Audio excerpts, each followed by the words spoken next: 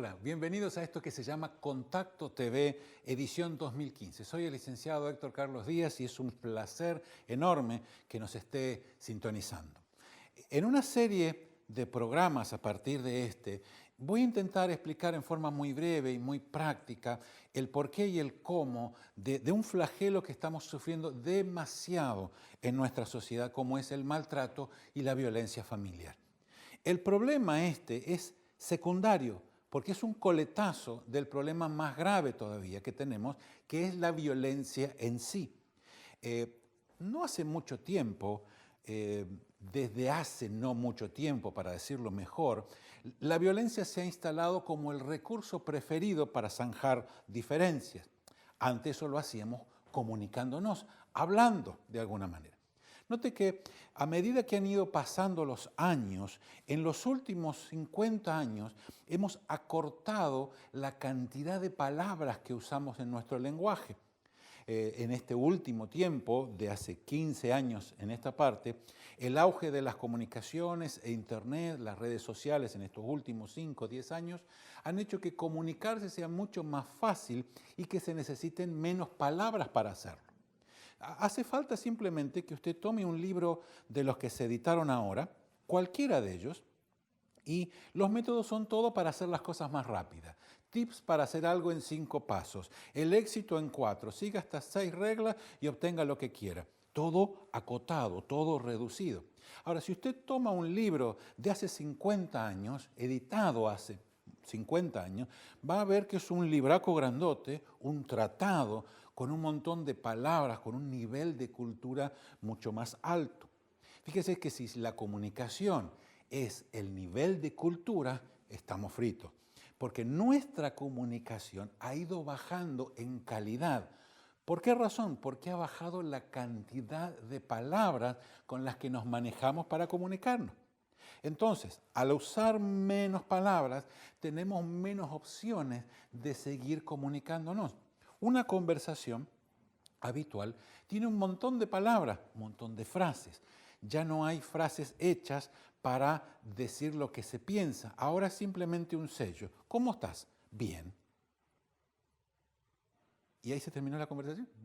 Ese mismo silencio que usted vio es el que la otra persona sigue, porque no da pie a seguir conversando.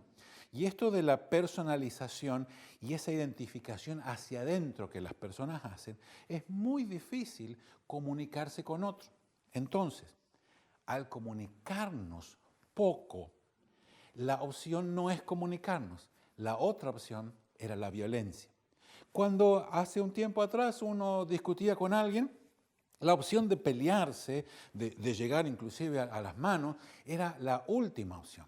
Había forcejeos, gritos, cambio de palabras en algún cierto tono, ya uno quería empezar a pelear, pero la violencia alguien la paraba y pasábamos a otra cosa, seguíamos hablando, por ahí el reconocimiento del error, me equivoqué, te equivocaste, te acepto, no te acepto, y uno comunicándose zanjaba diferencias. Sin embargo, ahora la cosa es totalmente diferente. Se parte directamente hacia la violencia como si fuese el primer recurso. Ya no hace falta hablar. No nos está haciendo falta comunicarnos. Y ahí está la gravedad del asunto.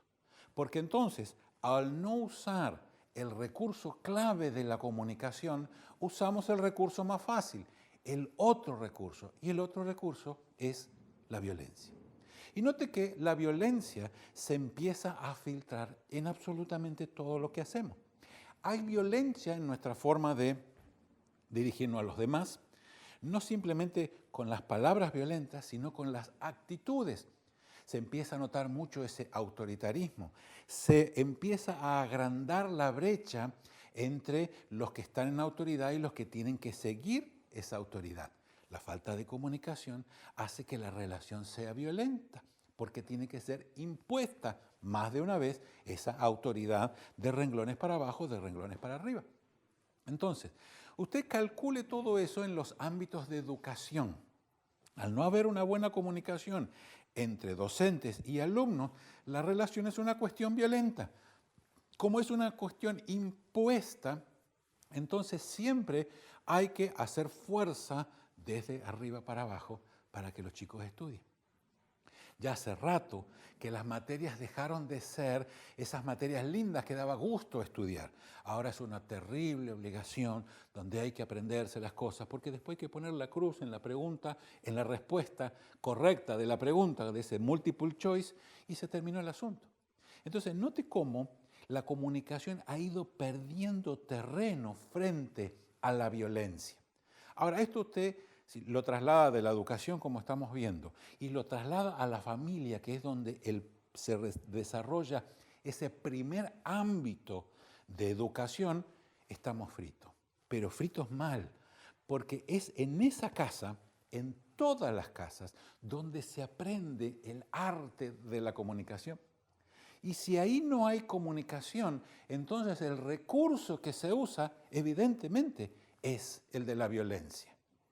Entonces empiezan las personas a no solo no comunicarse, sino que empiezan a usar la violencia como medio para establecer el tipo de relación que tienen uno con otro.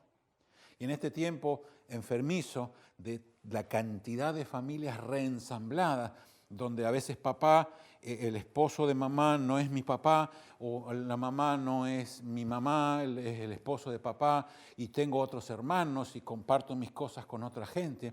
Todo eso genera un ambiente interno de una alta probabilidad donde la violencia sea un buen lugar donde empezar. Lamentablemente, esa falta de comunicación, porque generalmente los grandes solucionan sus problemas sin tener en cuenta los problemas que generan en los chicos. Eso es violento para los chicos y volvemos siempre a hablar de lo mismo. El recurso de la violencia se utiliza por encima del recurso de la comunicación. Y sin comunicarnos, entonces estamos en un problema grave, porque vamos creando una sociedad alrededor nuestra que es violenta en la misma medida que yo soy violento con la sociedad. Entonces lo que vivimos alrededor nuestro generalmente es nada más que la expresión de que lo que nosotros somos adentro. Y si nosotros hemos elegido la violencia como forma de comunicarnos, la sociedad va a ser violenta. Porque yo contagio mi forma de ser a los que están conmigo. Yo les enseño que esa es la forma. Al gritarle a mi hijo, yo le digo a mi hijo, esa es la forma en que te van a hacer caso. Esa es la forma en que te van a respetar. Ahora, el problema es que también le grito a mi esposa y mi esposa me grita a mí. Y el chico que está escuchando, que está mirando la escena, que es el que está permanentemente grabando cómo es la situación en su casa, dice, esa es la forma en que un matrimonio se comunica. Esa es la forma en que mamá y papá son felices. Entonces, noten cómo la falta de comunicación le dio pie a que la violencia se instale como medio social. Y ahí tenemos que apuntar. ¿Qué podemos hacer? Hay un círculo de la violencia y del maltrato.